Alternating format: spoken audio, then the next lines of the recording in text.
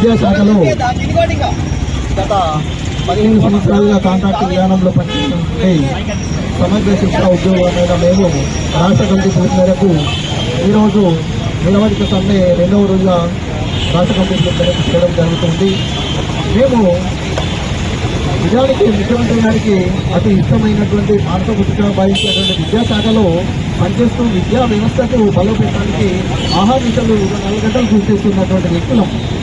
కానీ ఈరోజు మా యొక్క జీవితాలను పెరుగుతున్నటువంటి ధరలకు కానీ మారుతున్నటువంటి పరిస్థితులకు కానీ ఎటువంటి వాటికి కూడా లేకుండా మా యొక్క జీతాలతో జీవితానికి సంబంధం లేకుండా ఉంది.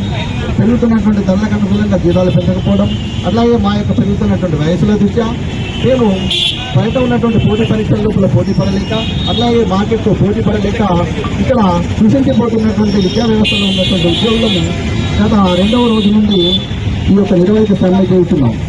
దానికంటే ముందు మేము ఒక స్టెప్ బై స్టెప్గా ఒక మండల స్థాయి నుండి జిల్లా స్థాయి నుండి ఒక ఎమ్మెల్యే గారి నుండి ఎమ్మెల్సీ స్థాయి నుండి అట్లాగే మంత్రి గారి ద్వారా కానీ డిప్యూటీ సీఎం గారికి అట్లాగే చివరికి సీఎం గారికి కూడా అనేక సార్లు వినతి పత్రాలు సమర్పించినప్పటికీ కూడా ఎటువంటి మామూలు పిలవడం కానీ మాట్లాడడం కానీ మా యొక్క అభివృద్ధి కానీ ఎటువంటి చర్యలు తీసుకోకపోవడం వల్లనే ఈరోజు ఈ విధంగా నిరసన తెలియజేయడం జరుగుతుంది.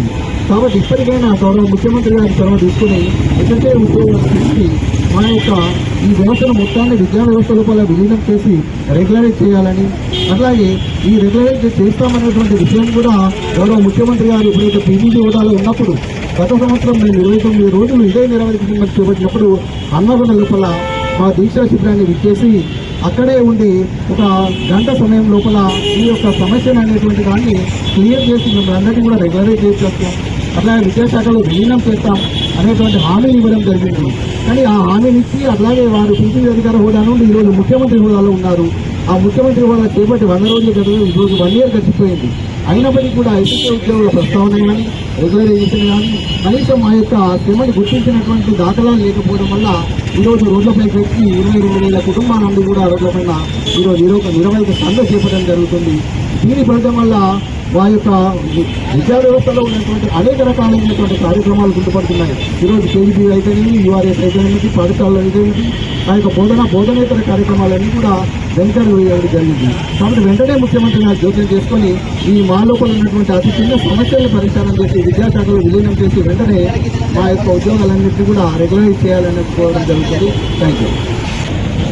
పాఠశాల స్థాయి నుంచి జిల్లా స్థాయి వరకు విద్యాశాఖలో పనిచేస్తున్నటువంటి వివిధ విభాగాల్లో పనిచేస్తున్నటువంటి సమగ్ర శిక్ష ఉద్యోగులందరికీ మా యొక్క శ్రమను గుర్తించి మాకు తగిన ఫలితం రెగ్యులరైజ్ చేయాలి అని మేమందరం డిమాండ్ చేస్తున్నాము.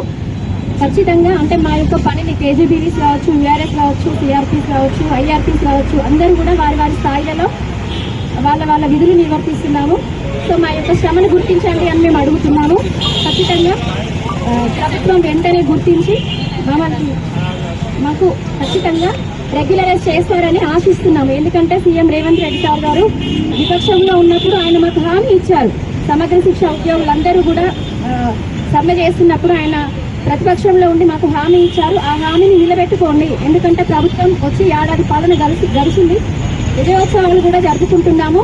సో ఆ విజయోత్సవాలలో భాగంగానే మాకు కూడా విజయం కలిగించండి అని మేము రేవంత్ రెడ్డి గారిని అడుగుతున్నాము. Thank you.